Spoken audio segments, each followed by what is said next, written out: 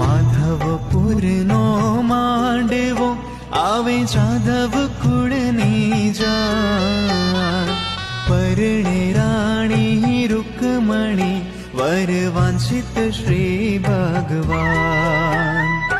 માધવપુરનો માંડવો